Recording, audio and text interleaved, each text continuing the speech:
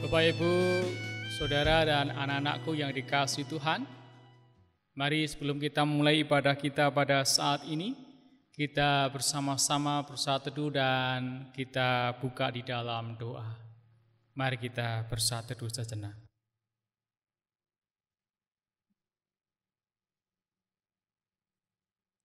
Tuhan Allah Bapa Surgawi, kami bersyukur pada kesempatan ini Tuhan kembali mengizinkan kami untuk boleh bersama-sama beribadah. Walaupun kami harus beribadah di rumah kami masing-masing, tetapi kami meyakini bahwa Tuhan Allah tetap hadir di tengah-tengah ibadah kami ini. Oleh karena itu ya Tuhan, berkatilah dan pimpinlah sendiri ibadah ini dari awal hingga akhirnya, sehingga melalui ibadah ini iman kami semakin dikuatkan. Di dalam nama Tuhan Yesus Kristus kami berdoa. Amin. Jemaat yang dikasihi Tuhan, mari bersama-sama kita memuji nama Tuhan dari Kidung Jemaat nomor 15 bait yang pertama, berhimpun semua.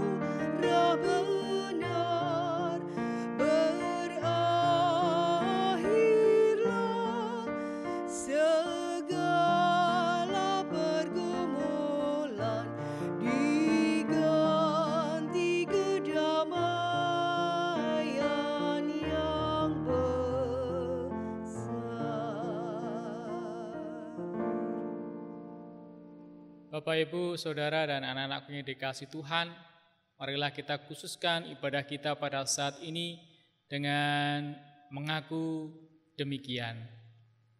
Tuhan yang menciptakan langit dan bumi adalah sumber pertolongan kami. Salam damai sejahtera dari Tuhan Yesus Kristus ada berserta dengan saudara sekalian. Amin, amin, amin.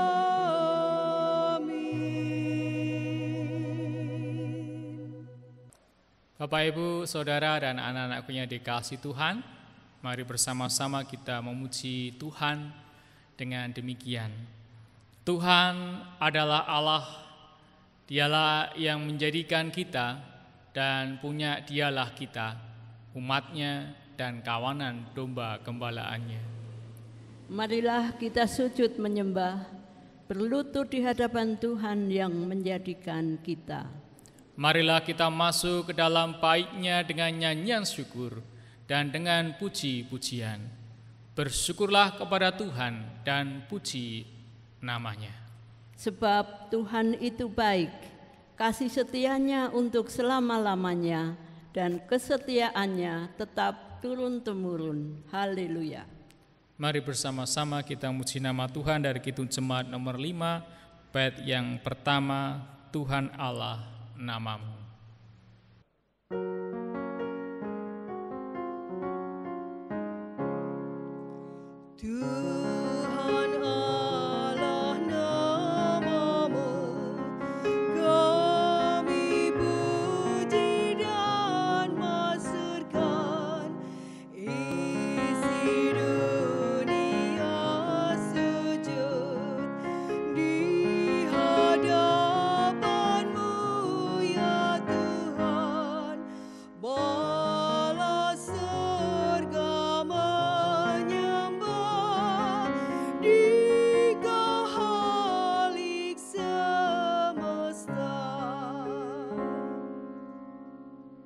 Bapak, Ibu, Saudara, dan anak-anakku yang dikasihi Tuhan, mari bersama-sama kita mengingat hukum kasih dari Tuhan Yesus Kristus yang Tuhan berikan kepada kita, yang tercantum di dalam Injil Matius pasal 22 ayat 37 sampai dengan 40 yang demikian firman-Nya. Jawab Yesus kepadanya, "Kasihilah Tuhan Allahmu dengan segenap hatimu dan dengan segenap jiwamu dan dengan segenap akal budimu. Itulah hukum yang terutama dan yang pertama. Dan hukum yang kedua yang sama dengan itu ialah, kasihilah sesamamu manusia seperti dirimu sendiri. Pada kedua hukum inilah tergantung seluruh hukum Taurat dan kitab para nabi."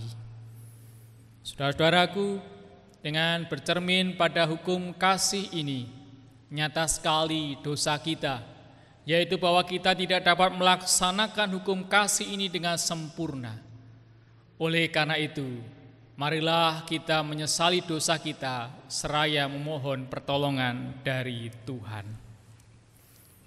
Di hadapan Allah dan di depan sesama, aku mengakui dosa-dosaku, sebab aku kurang mencintai Allah dengan segenap hati dan segenap jiwa dan segenap akal budi, dan kurang mencintai sesama seperti diri sendiri. Itulah dosaku sendiri. Tuhan kiranya mengampuni dosaku dan mengaruniakan kuasa Roh Kudus kepadaku, supaya aku dapat melakukan kehendak Tuhan. Amin.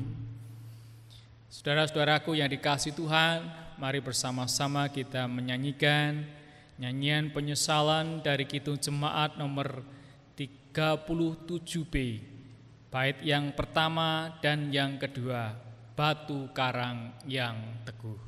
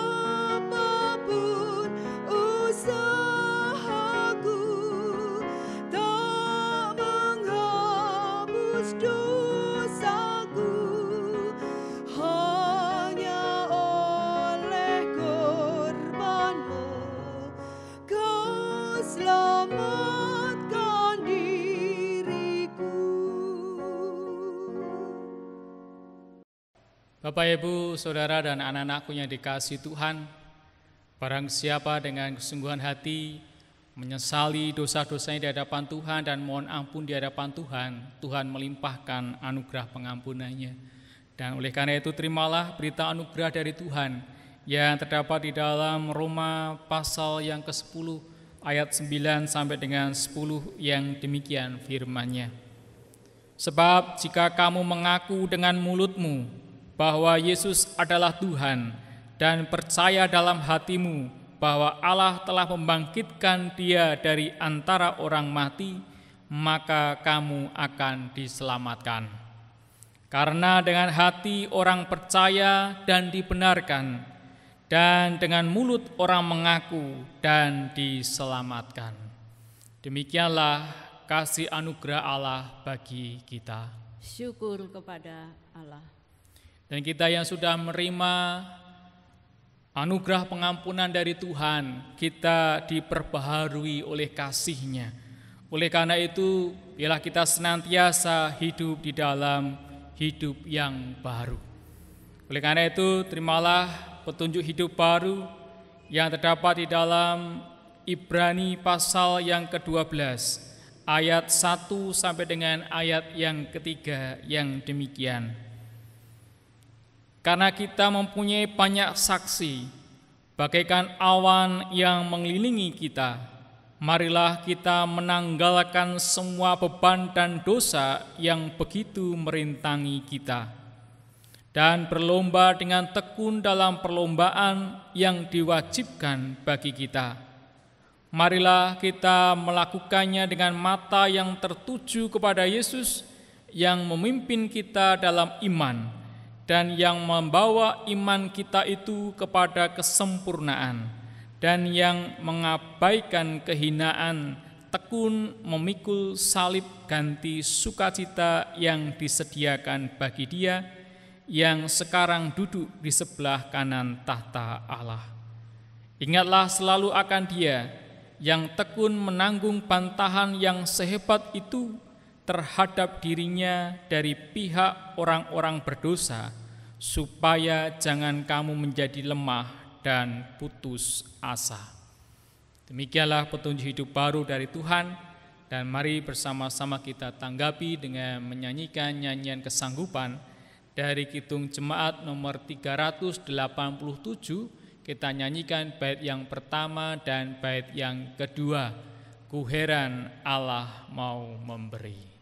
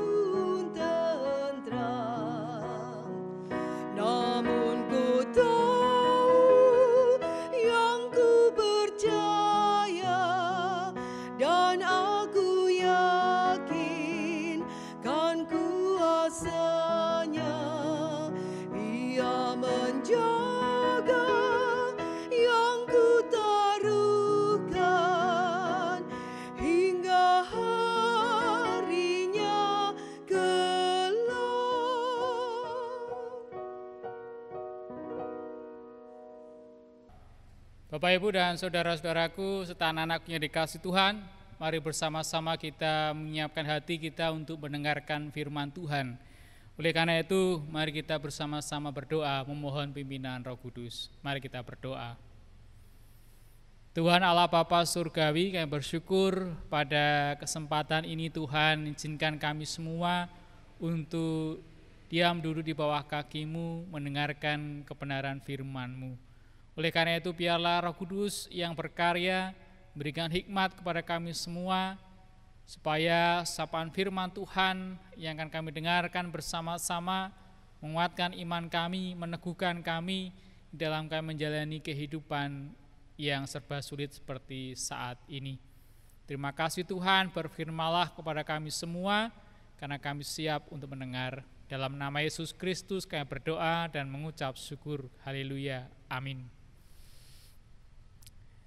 Firman Tuhan yang akan kita dengar dan renungkan bersama-sama, yang saya ambilkan dari salah satu bacaan leksionari hari ini, yaitu dalam Yohanes pasal 20, ayat yang ke-29 sampai dengan yang ke-31, yang demikian firman-Nya. Kata Yesus kepadanya, "Karena engkau telah melihat Aku, maka engkau percaya. Berbahagialah mereka yang tidak melihat, namun percaya." Memang masih banyak tanda lain yang dibuat Yesus di depan mata murid-muridnya yang tidak tercatat dalam kitab ini. Tetapi semua yang tercantum di sini telah dicatat, supaya kamu percaya bahwa Yesuslah Mesias, Anak Allah, dan supaya kamu oleh imanmu memperoleh hidup dalam nama-Nya. Demikianlah firman Tuhan. Berbahagialah yang mendengarkan firman Tuhan dan yang memeliharanya. Haleluya. Amin. Haleluya, haleluya, haleluya.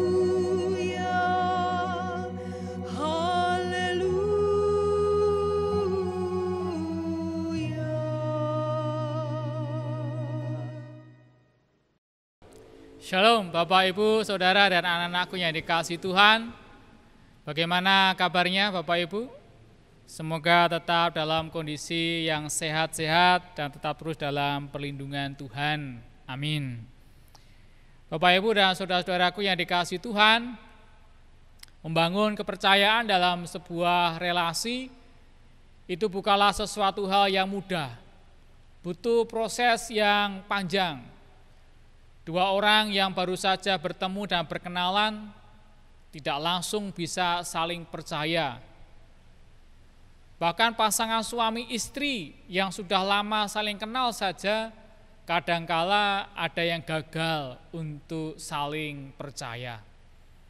Apalagi membangun rasa saling percaya dalam sebuah komunitas yang melibatkan banyak orang. Hal itu tidak mudah. Butuh proses yang panjang yang harus dilewati bersama-sama. Demikian pula dalam kehidupan bersama di dalam bergereja. Rasa percaya merupakan hal yang penting untuk membangun relasi yang baik dan berkualitas.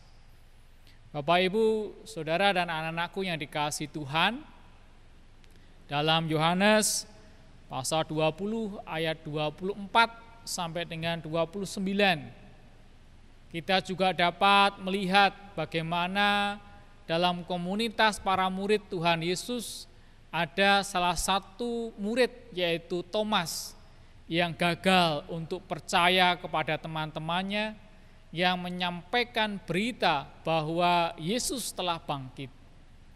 Thomas tidak percaya akan apa yang telah disampaikan oleh teman-temannya itu. Dalam Yohanes 20 ayat 25, di sana dikatakan, maka kata murid-murid yang lain itu kepadanya, "Kami telah melihat Tuhan."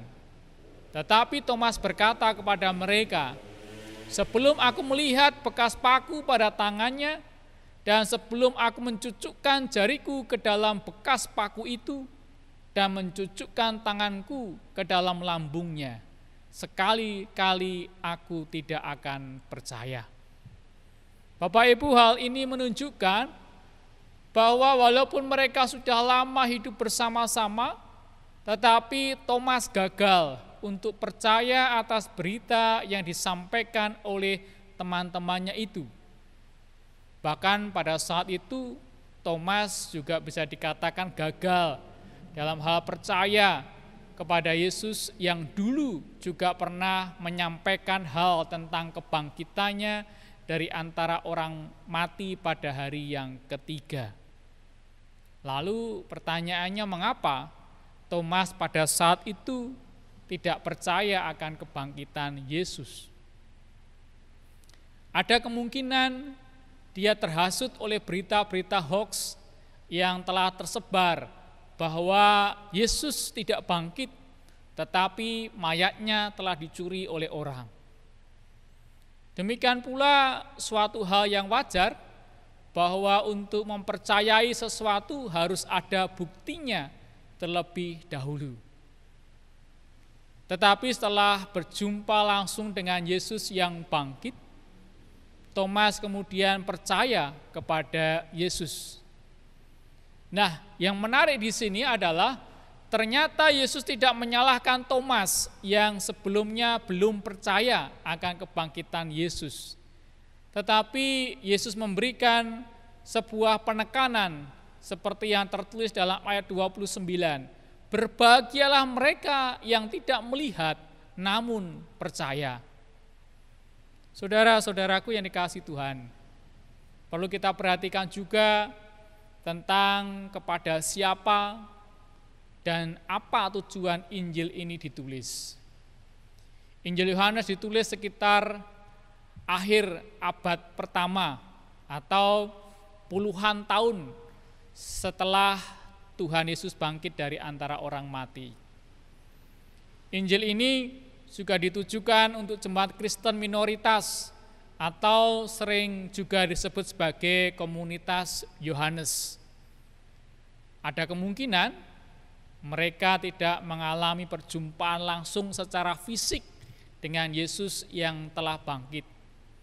Sehingga dapat dimengerti ketika penulis Injil Yohanes menyampaikan tujuan Injil ini ditulis dalam Yohanes 20 ayat 30 sampai dengan 31. Yang di sana dikatakan demikian. Memang masih banyak tanda lain yang dibuat Yesus di depan mata murid-muridnya yang tidak tercatat dalam kitab ini. Tetapi semua yang tercantum di sini telah dicatat supaya kamu percaya bahwa Yesuslah Mesias, Anak Allah, dan supaya kamu oleh imanmu memperoleh hidup dalam namanya. Injil Yohanes memang banyak sekali mencatat tentang tanda-tanda atau mukjizat yang dilakukan oleh Yesus. Bahkan peranan Yesus pun terlihat sangat menonjol dalam Injil Yohanes. Hal itu sesuai dengan tujuan Injil Yohanes ini ditulis, yaitu supaya penerima atau pembaca Injil ini kemudian menjadi percaya bahwa Yesus adalah Mesias, walaupun tidak melihat atau berjumpa langsung dengan Yesus secara fisik. Nah, saudara-saudaraku yang dikasihi Tuhan, jika kita perhatikan, ternyata kisah tentang Thomas ini hanya ditulis dalam Injil Yohanes saja.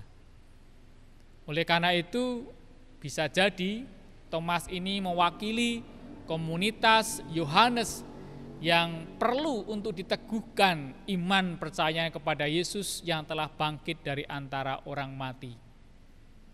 Oleh karena perkataan Yesus, berbahagialah mereka yang tidak melihat namun percaya, bukan hanya ditujukan kepada Thomas saja, tetapi secara tidak langsung juga ditujukan kepada jemaat Kristen atau komunitas Yohanes tersebut.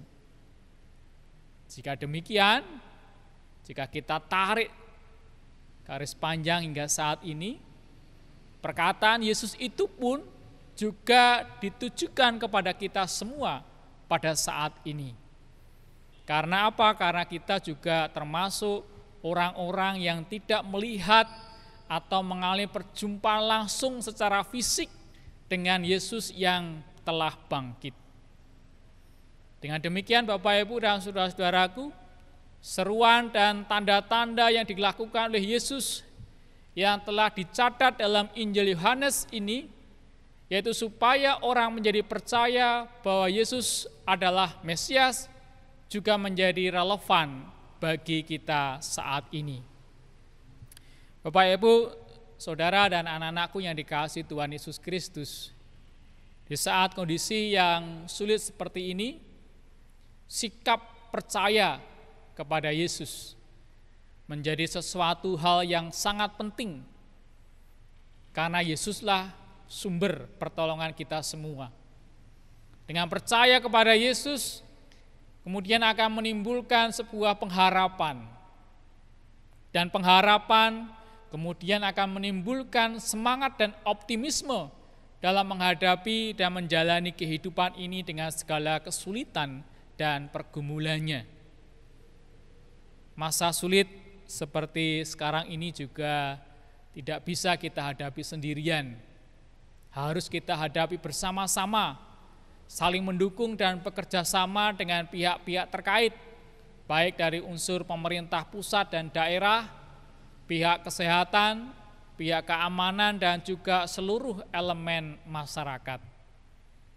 Oleh karena itu, sikap saling percaya dan dapat dipercaya juga perlu terus ditingkatkan dalam kehidupan bersama, supaya kita semua dapat melewati masa yang sulit ini dengan baik.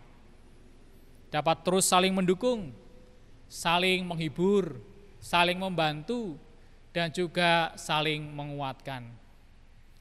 Dan dalam menghadapi situasi yang sulit ini, kita juga harus memiliki sikap yang sabar, dan yakinlah dan percayalah bahwa pada saatnya nanti atas pertolongan dari Tuhan Allah, masa yang sulit ini pasti akan berakhir. Tuhan Yesus memberkati kita semua. Amin. Saudara-saudaraku yang dikasihi Tuhan, mari bersama-sama kita bersatu teduh sejenak untuk merenungkan firman ini. Mari kita bersatu teduh sejenak.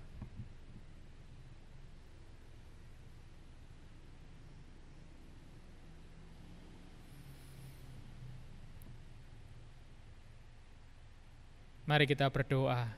Kami bersyukur kepadamu ya Tuhan, karena melalui firman Tuhan kami diingatkan untuk tetap terus berani percaya kepada Tuhan Yesus Kristus.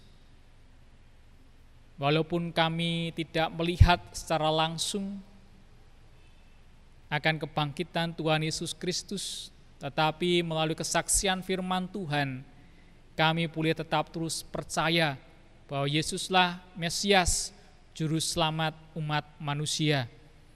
Dan biarlah kami tetap terus menjadi anak-anak Tuhan yang setia, dan Engkau sebut sebagai orang-orang yang berbahagia, karena tetap terus percaya kepada Yesus walaupun kami tidak melihat. Terima kasih ya Tuhan untuk ajaran firman Tuhan yang sungguh menolong kami semua dalam kami menghadapi berbagai macam situasi, permasalahan dan pergumulan yang sulit seperti sekarang ini. Oleh karena itu ya Tuhan, sungguh kami menyerahkan dan mempercayakan hidup kami seutuhnya ke dalam pertolongan dan berkat dari Tuhan Yesus Kristus yang juga telah mengajarkan doa Bapa kami demikian. Bapa kami yang di surga, dikuduskanlah namamu, datanglah kerajaanmu, jadilah kehendak-Mu di bumi seperti di surga. Berikanlah kami pada hari ini makanan kami yang secukupnya, dan ampunilah kami akan kesalahan kami, seperti kami juga mengampuni orang yang bersalah kepada kami. Dan janganlah membawa kami ke dalam pencobaan, tetapi lepaskanlah kami daripada yang jahat, karena Engkaulah yang mempunyai kerajaan dan kuasa dan kemuliaan sampai selama-lamanya. Amin. Jemaat kami undang untuk bangkit berdiri.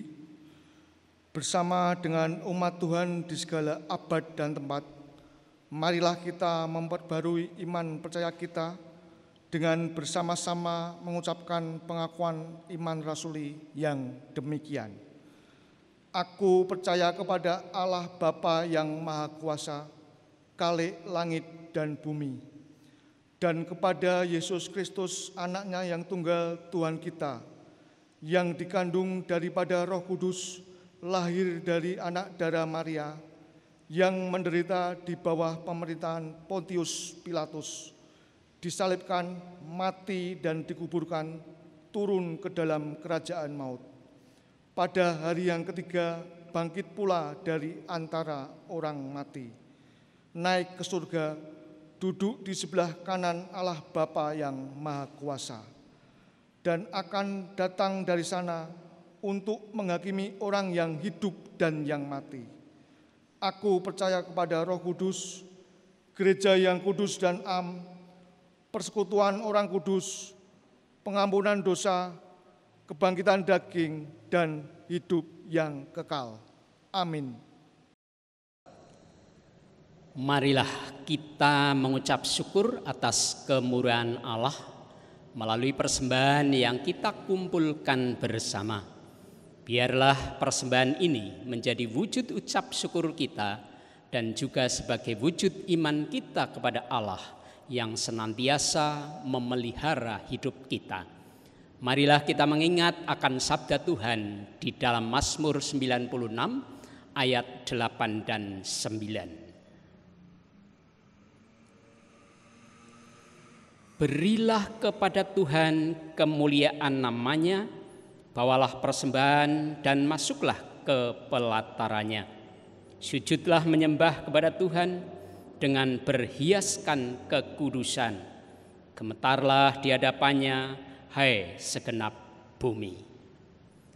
Mari kita bersama-sama menyanyikan Kidung Jemaat 287B bait pertama, Sekarang Beri Syukur.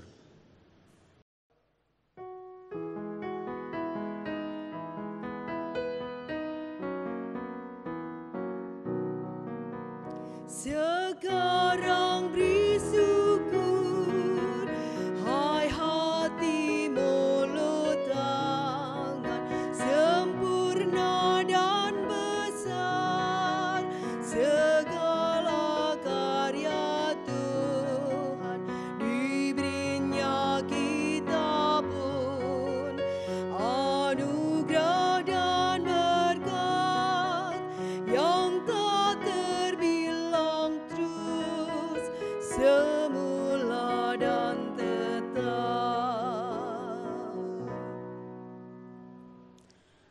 Marilah kita mengaturkan persembahan kita dengan berdoa bersama. Tuhan Allah Bapa kami yang bertahta di dalam kerajaan surga yang mulia, mengaturkan puji dan syukur kehadirat-Mu Tuhan atas berkat-berkat Tuhan yang melimpah di dalam kehidupan kami. Pada kesempatan yang berbahagia dan indah ini, kami juga bersama-sama mengaturkan persembahan bagi Tuhan dari berkat Tuhan yang kami terima di dalam kehidupan kami. Namun kami tidak bisa mengaturkan persembahan yang cukup di hadapan-Mu Tuhan. Kami hanya dapat mengaturkan sebagian kecil dari persembahan berkat yang kami terima ini. Kiranya Engkau memberkati persembahan kami agar bermanfaat bagi jemaat Tuhan dan nama Tuhan dimuliakan di bumi ini. Terlebih Tuhan, kiranya Engkau juga memberkati jemaat Tuhan GKJ Kebumen di sini, biarlah dapat juga menjadi berkat bagi banyak orang. Jika dalam kami mencari rezeki terdapat dosa, kiranya Engkau mengampuni kami Tuhan. Kiranya Engkau mensucikan persembahan yang kami haturkan ini. Hanya di dalam nama Tuhan Yesus, Tuhan dan Juru Selamat kami, persembahan ini kami serahkan. Terima kasih Bapa. Amin. Bapak, Ibu, Saudara, dan anak-anak yang dikasihi Tuhan, mari bersama-sama kita muji nama Tuhan dengan menyanyikan nyanyian pengutusan dari Kidung Jemaat nomor 427, bait pertama dan bait yang kedua, Ku Suka Menuturkan.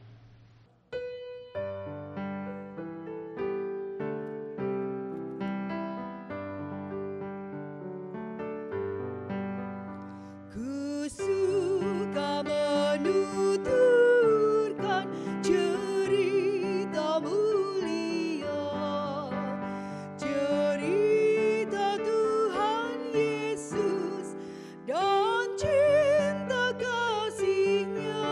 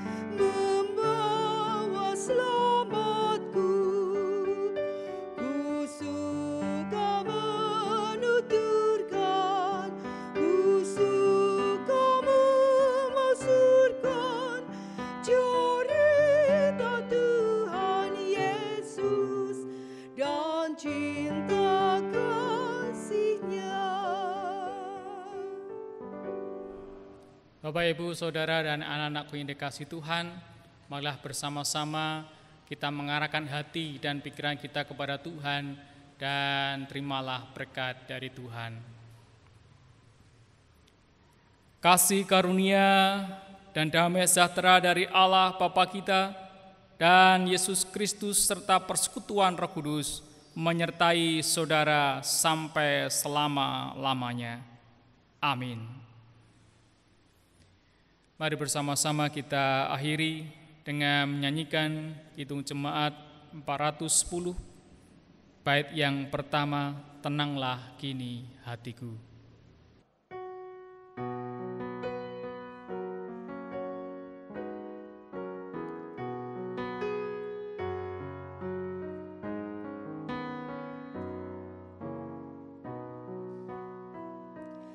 The